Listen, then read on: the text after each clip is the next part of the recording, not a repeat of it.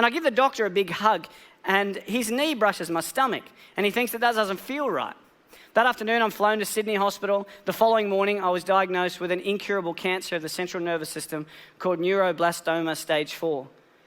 Doctor said, no chance of survival, take your boy home and allow him to live the next few months with his family because there's nothing that we can do. But like everybody in this room, we all have choices, and the choices that we make each and every day can reshape and remold and redefine our future. My mum asked one question. I don't want to know what the chances are of my son dying is. I just want to know what the chances are of my son surviving is. The doctors gave me a 96% death rate. They said, go home. But my mum looked at my glass being 4% full and not 96% empty.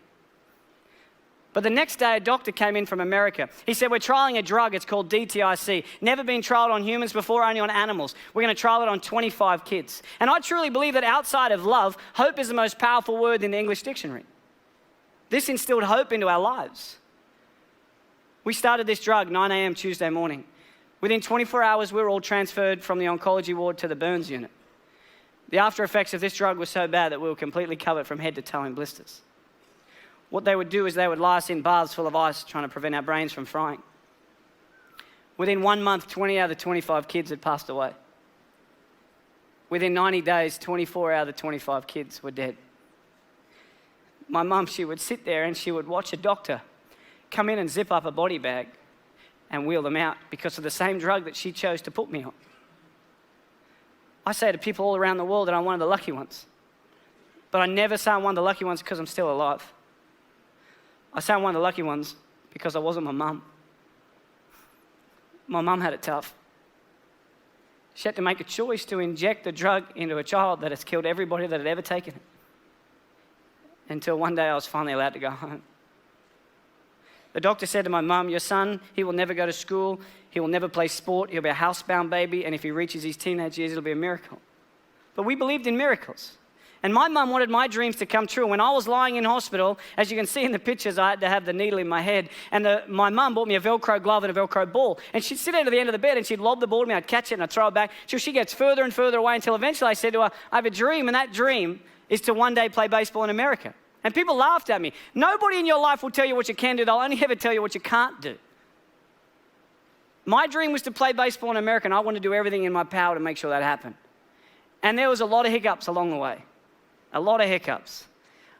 I had my first heart attack when I was 12. I had glandular fever. I had bacterial meningitis. But people kept telling me I wouldn't do it. So it made me work really hard to make sure I could do it. I was lucky enough at the age of 17 to sign a contract and live in America and play baseball. But as you know, life is like a roller coaster. You can get to a pinnacle point in your life and it can get taken away from you in a heartbeat. At the age of 18, I was playing baseball in Phoenix, Arizona. I slid into a base at second and I woke up 3 days later.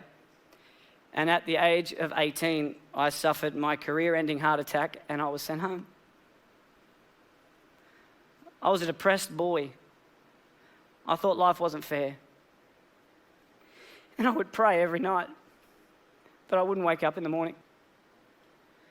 When I got home and I got a job in banking. This guy, day 3, tall old guy came in. He said to me, Michael, I'm Tom, I'm the CEO, let's have a chat. I had no idea what CEO stood for, but I just went in there and listened. And as we were walking past, someone said, he's the boss's boss. And I thought, he's rich, I need to impress him. So I went in there and he asked me the dumbest question ever. He said, Michael, where do you see yourself in 5 years' time? I had no idea where I was going to be on a Friday night. And that's really all I cared about and who I was hanging out with. I had no idea where I was going to be in 5 years' time. But my mum, she always taught me, son, shoot for the moon, and if you miss, you'll end up in the stars. So I said to him, Tom, in 5 years' time, I'm going to take your job. But within 12 months, I was the youngest bank manager in Australia. Within 2 years, youngest area manager. 3 years, youngest state manager. Within the 4th year of being with this company, I was the youngest national sales development manager for one of the largest companies in the world. At the age of 23, I had 600 staff, had 120 banks around Australia and New Zealand. I made lots of money. I lived in $1 million house, had a $100,000 sports car, wore the Armani suits and the Rolex, and I reported directly to my mate Tom. But one day, I received a phone call that changed my life forever. My mum and dad separated, and I invested the money that my mum received from the settlement. And unfortunately, that was about 2 months before the GFC hit, and I lost everything. And I couldn't take care of my mum. So I had to put her in a trailer. And I would pray every night, but I wouldn't wake up in the morning. I just wanted God to take me. But I kept waking up every morning. On June 16 last year, I was lucky enough to put a pink ribbon on a door to a brand new home. And I got a chance to buy my mum a brand new house. To be able to give back to someone that has sacrificed so much for me is without a doubt the greatest gift. It puts a smile on my face knowing that I've been able to help her. And when I was 7, I heard through the curtains the doctor say to my mum, he will never go to sport, he will never play baseball, he will never ever go to school, and if he reaches his teenage years, it'll be a miracle. And my mum, she walked out, and I said to her as if I didn't hear, what did the doctor say? And she said, everything's going to be okay, son. When I was 12, I had a heart attack, and the doctor said to my mum, he will never play sport again.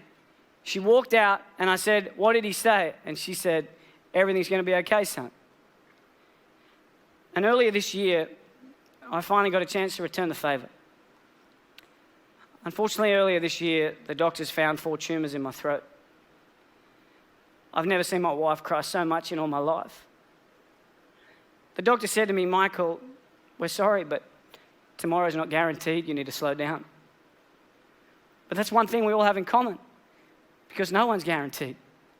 I think that life is not about the amount of days that you live on this earth, but it's about what you fit into those days that allows you to live a remarkable life.